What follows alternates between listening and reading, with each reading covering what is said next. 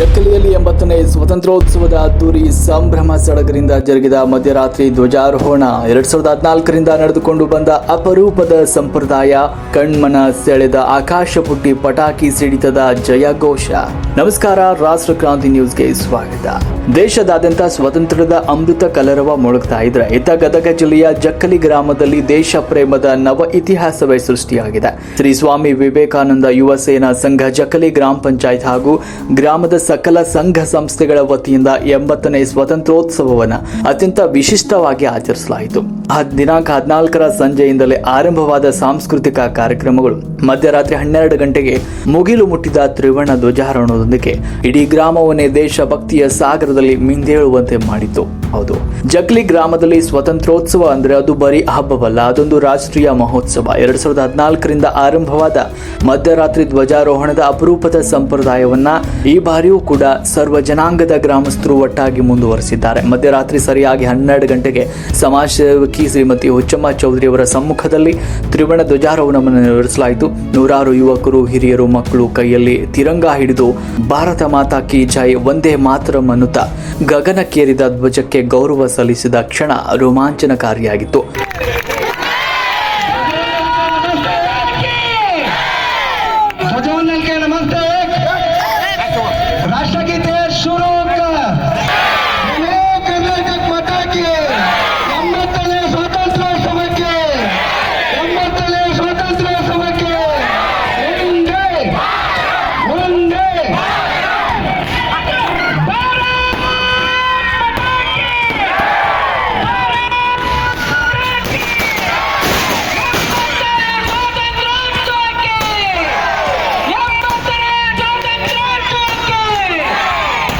ಇದಕ್ಕೂ ಮುನ್ನ ಬಸವೇಶ್ವರ ರಕ್ತ ಭಂಡಾರ ಗದಗಿಯವರ ಸಹಯೋಗದಲ್ಲಿ ಬೃಹತ್ ರಕ್ತದಾನ ಶಿಬಿರ ಹಾಗೂ ಶಾಲಾ ಮಕ್ಕಳಿಂದ ಆಕರ್ಷಕ ಸಾಂಸ್ಕೃತಿಕ ಕಾರ್ಯಕ್ರಮಗಳು ನಡೆದವು.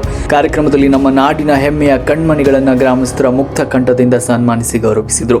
ದೇಶದ ಗಡಿ ಕಾಯ್ದ ಮಾಜಿ ಸೈನಿಕರಾದ ಮಲ್ಲಪ್ಪ ಮುಗುಳಿಯವರು, ಬಸವರಾಜ ಮೀಕೋರಿ, ಬಿಎಸ್ಎಫ್ ಯೋಧ ಮಹಾಂತೇಶಯ್ಯ ಹಿರೇಮಠ, ಭಾವಸಾರ ಅಂತಾರಾಷ್ಟ್ರೀಯ ತಂಡದ ಕ್ರೀಡಾಪಟು ಕುಮಾರಿ ಪ್ರೀತಿ ಸುಬುಳ್ಳ ಹಾಗೂ ಅಖಿಲ ಭಾರತ ಸಿಆರ್ಪಿಎಫ್ ಕಮಾಂಡೋ ತರಬೇತಿಯಲ್ಲಿ 2ನೇ ಅತ್ಯುತ್ತಮ ಕೆಡೆಟ್ ಪ್ರಶಸ್ತಿ ಪಡೆದ ಕುಮಾರಿ ಸೃಷ್ಟಿ ಉಮೇಶ್ ಮೆಟ್ಟಿ ಅವರನ್ನ ಆತ್ಮೀಯವಾಗಿ ಸನ್ಮಾನಿಸಲಾಯಿತು. ಇನ್ನು ಸನ್ಮಾನವನ್ನು ಸ್ವೀಕರಿಸಿ ಮಾತನಾಡಿದ ಸೃಷ್ಟಿ ಮೆಟ್ಟಿ ಅವರು, ತಂದೆ ತಾಯಿ ಹಾಗೂ ಕಾಲೇಜಿನ ಪ್ರೋತ್ಸಾಹದಿಂದ ಉತ್ತರಾಖಂಡದಲ್ಲಿ 15,500 ಅಡಿ ಎತ್ತರದ ಶಿಖರವೇರಿ ತಿರಂಗ ಹಾರಿಸಲು ಸಾಧ್ಯವಾಯಿತು. ಕೇವಲ ಓದುವುದಷ್ಟೇ ಅಲ್ಲದೆ ಎನ್ಸಿಸಿ ಕ್ರೀಡೆಯಲ್ಲಿ ತೊಡಗಿಸಿಕೊಂಡು ಯುವಜನತೆ ಹೆಚ್ಚಾಗಿ ಭಾರತೀಯ ಸೇನೆಗೆ ಸೇರ್ಪಡೆಗೊಂಡು ದೇಶ ಸೇವೆ ಮಾಡಬೇಕು ಅಂತ ತಿಳಿಸಿದರು. ವೇದಿಕೆಯಲ್ಲಿ ಮುಖ್ಯ ವಕ್ತಾರರಾಗಿ ಭಾಗವಹಿಸಿದ್ದ ಪ್ರತೀಕ್ ಕುಂದಗೋಳ್ ಅವರು ತಮ್ಮ ಖಡಕ್ ಭಾಷಣದ ಮೂಲಕ ಯುವ ಜನರಲ್ಲಿ ದೇಶ ಪ್ರೇಮದ ಕಿಚ್ಚನ್ನು ಹೊತ್ತಿಸಿದರು. ಮಕ್ಕಳಿಗೆ ಶಾಲೆ ಕಟ್ಟಲು ಕೋಟ್ಯಾಂತರ ರೂಪಾಯಿ ಬೆಲೆ ಬಾಳುವ ಭೂಮಿಯನ್ನ ದಾನ ನೀಡಿದ ತಾಯಿ ಹುಚ್ಚವ್ವ ಚೌಧರಿ ಅವರ ತ್ಯಾಗವನ್ನು ಸ್ಮರಿಸಿದ. ನಿಜವಾದ ದೇಶಭಕ್ತಿ ಅಂದ್ರೆ ಕೇವಲ ಪಂದ್ಯ ಅಥವಾ ಹಬ್ಬಗಳಿಗೆ ಸೀಮಿತವಾಗದೆ ನಿರಂತರ ಕರ್ತವ್ಯದಲ್ಲಿರಬೇಕು ಅಂತ ಕರೆ ನೀಡಿದರು. ಜಾತಿ ಮತ ಭೇದವಿಲ್ಲದೆ ಗ್ರಾಮದ ಹಿರಿಯರು, ಯುವಕರು ಒಂದಾಗಿ ನಡೆಸಿದ ಈ 80ನೇ ಸ್ವಾತಂತ್ರ್ಯೋತ್ಸವದ ಸಂಭ್ರಮ ಇಡೀ ನಾಡಿಗೆ ಮಾದರಿಯಾಗಿದೆ. ರಾಷ್ಟ್ರ ಕ್ರಾಂತಿ ನ್ಯೂಸ್ ಗದಗ.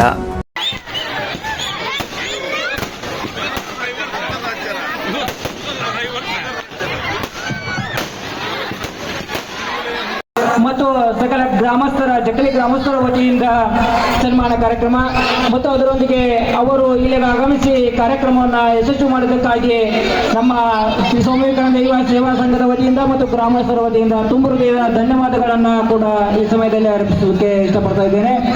ಅತ್ಯದ್ಭುತ ದೇಶಭಕ್ತಿಯ ಭಾಷಣದ ಮುಖಾಂತರ ಮಂತ್ರ ಭಕ್ತಿಯನ್ನಾಗಿ ಮಾಡಿದಂತಹ ಪ್ರತೀಕ್ ಕುಂದಗೋಳ್ ಅವರಿಗೆ ಜೋರಾದ ಚಪ್ಪಾಳೆ.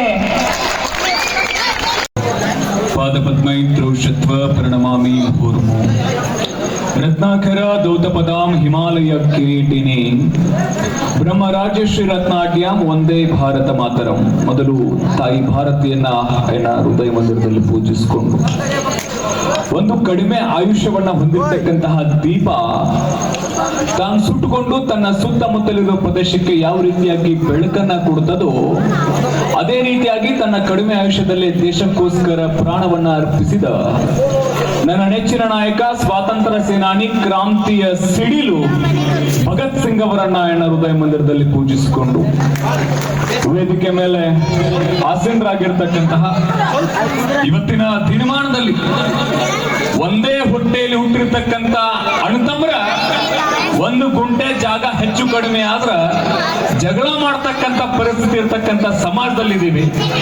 ಆದ್ರ ಊರಿನ ಮಧ್ಯದಲ್ಲಿರ್ತಕ್ಕಂಥ 2 ಎಕರೆ ಜಮೀನನ್ನ ಸುಮಾರು 1 ಎಕರೆಗೆ 1 ಕೋಟಿ ರೂಪಾಯಿ ಅಂತ ನಾವು ಅಂದಾಜು ಮಾಡಿದ್ರು. 2 ಕೋಟಿ ರೂಪಾಯಿಯನ್ನ ಗಳಿಸಬಹುದಾಗಿರ್ತಕ್ಕಂಥ ಜಮೀನನ್ನ ನನ್ನ ದೇಶದ ಭವಿಷ್ಯ ಮಕ್ಕಳು ಕಲೀಲಿಕ್ಕೋಸ್ಕರ ನಾನು ಅವರಿಗೆ ನನ್ನ ಜಮೀನನ್ನ ದಾನ ಮಾಡ್ತೀನಿ ಅಂತಕ್ಕಂಥ ಶ್ರೇಷ್ಠ ದಾನವನ್ನು ಮಾಡಿರ್ತಾರಲ್ಲ ಹುಚ್ಚಮ್ಮ ಅವರು ಜೋರಾಗಿ ಚಪ್ಪಾಳೆಯನ್ನ ತಟ್ತಾರೆ. ಆ ತಾಯಿಯನ್ನ ಇವತ್ತು ನನಗೆ ನೋಡ್ಲಿಕ್ಕೆ ಸಿಕ್ಕಿರ್ತಕ್ಕಂಥದ್ದು ನನ್ನ ಸೌಭಾಗ್ಯ ಅಂತ ನಾನು ಭಾವಿಸ್ತೀನಿ. ಬಹುಶಃ ಈ ರೀತಿಯಾಗಿರ್ತಕ್ಕಂಥ ವಿಚಾರಧಾರೆಗಳು ಅವ್ರು ಮಾತನಾಡ್ತಕ್ಕಂಥ ಸಂದರ್ಭದಾಗ ಒಂದೆರಡು ಮಾತು ಹೇಳ್ತಾರ. ಅವ್ರು ನನಗ ಮಕ್ಕಳ ಕೋಟಿದಂಗ ಆ 2 ಕೋಟಿ ರೂಪಾಯಿ ನನಗೇನು ಅಲ್ಲ ಅಂತಕ್ಕಂಥ ಮಾತನ್ನ ಹೇಳಿರ್ತಕ್ಕಂಥ ತಾಯಿಯವರು ಈ ಒಂದು ವೇದಿಕೆ ಮೇಲಿದ್ದಾರೆ.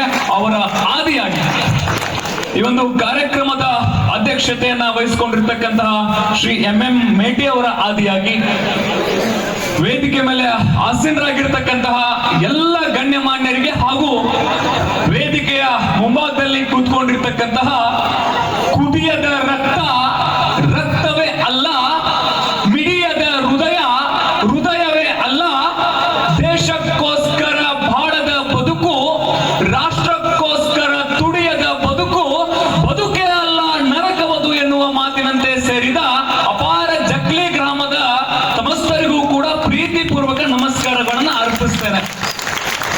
ಬಂಧುಗಳೇ, ಬಹಳ ವಿಶೇಷವಾಗಿರ್ತಕ್ಕಂತಹ ಕಾರ್ಯಕ್ರಮಕ್ಕೆ ನಾವೆಲ್ಲರೂ ಕೂಡ ಸಾಕ್ಷಿ ಆಗ್ತಾ ಇದ್ದೇವೆ. ಒಂದು ಸಾರಿ ನೀವು ಸ್ವಾಮಿ ವಿವೇಕಾನಂದ ಯುವಕ ಮಂಡಳ ಜಕ್ಲಿ ಅವರಿಗೆ ಜೋರಾಗಿ ಚಪ್ಪಾಳೆಯನ್ನ ತಟ್ಟಬೇಕು. ಯಾಕೆ ಈ ಚಪ್ಪಾಳೆ ಅಂತ ಕೇಳಿದ್ರೆ, ಇವತ್ತು ನಾನು ಈ ಜಕಲಿಯ ಗಲ್ಲಿಯಲ್ಲಿ ನಿಂತುಕೊಂಡು ಹೇಳ್ತಾ ಇದ್ದೇನೆ, ಮುಂದೊಂದು ದಿನ ಜಕಲಿ ಗ್ರಾಮದ ಹೆಸರು ದಿಲ್ಲಿಯವರೆಗೂ ಕೂಡ ಮೆರೆಯುತ್ತೆ ಅಂತಕ್ಕಂಥ ಮಾತನ್ನ ಈ ಒಂದು ಸಂದರ್ಭದಲ್ಲಿ ಹೇಳಲಿಕ್ಕೆ ಇಷ್ಟಪಡ್ತೇನೆ. ಭಾರತ ದೇಶಕ್ಕೆ ಸ್ವಾತಂತ್ರ್ಯ ಸಿಕ್ಕು ಸುಮಾರು 80 ವರ್ಷಗಳ ಆದ ನಂತರವೂ ಕೂಡ ಯಾವಾಗ ಬ್ರಿಟಿಷರಿಂದ ಭಾರತದ ಸ್ವಾತಂತ್ರ್ಯವನ್ನ ಕಿತ್ತುಕೊಂಡು ಬಂದ್ವ ಆಗಿರ್ತಕ್ಕಂಥ ಹುರುಪು ಯಾವ ರೀತಿಯಾಗಿತ್ತು ಅಂತ ಕೇಳಿದ್ರೆ ಜಕಲಿ ಗ್ರಾಮಕ್ಕೆ ಬಂದು ನೋಡ್ಬೇಕು ಅಂತಕ್ಕಂಥ ಹುರುಪು ನನಗೆ ಕಾಣ್ಲಿಕ್ಕತ್ತದ. ಅದಕ್ಕೋಸ್ಕರ ನಾನು ವಿಶೇಷವಾಗಿರ್ತಕ್ಕಂಥ ಚಪ್ಪಾಳೆಯನ್ನ ತಡ್ತೇನೆ.